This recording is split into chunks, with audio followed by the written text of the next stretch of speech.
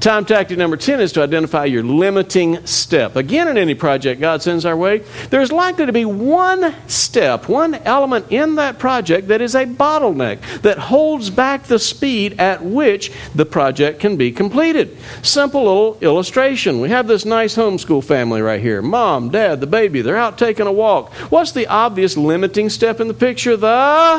The baby, exactly, because this family can only go as fast as the slowest member of the family can walk. So if we're going to get there any faster, we've got to attack that limiting step. We've got to get a stroller. We've got to move things along here. And as in case you weren't in one of my previous sessions, we've got 11 children in our family, soon to be 12. And so as our family has grown, we have encountered this limiting step a number of times, as many of you no doubt have. I know about twice a week in our family, we will eat leftovers. And the way we do it is we take all the leftover dishes out of the refrigerator cold. We sit them out on the counter. Everybody comes out, scoops out what they want, and they put it in the microwave.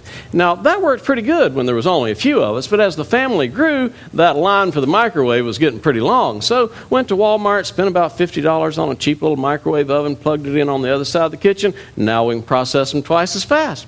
Even before we were a large family, we used this principle when it came to laundry by buying a second washing machine. Because what we discovered was it does not take hardly any longer to go ahead and do a second load of clothes while you're already out there doing laundry with the first load than it does just to do one load.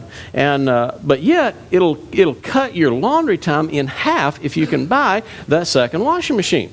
Now somebody might hear that and say, well, yeah, Rick, that sounds good, but I don't think I could afford a second washing machine right now. Well, that may be true, but maybe not. Because what's going to happen is your first washing machine is now going to last twice as long because you're only using it half as much. And so in the long run, it's not going to cost you any more to have that second washing machine, but it is going to cut your laundry time in half. So go ahead and invest in that second washing machine as a way to conquer that limiting step with laundry if you're able to.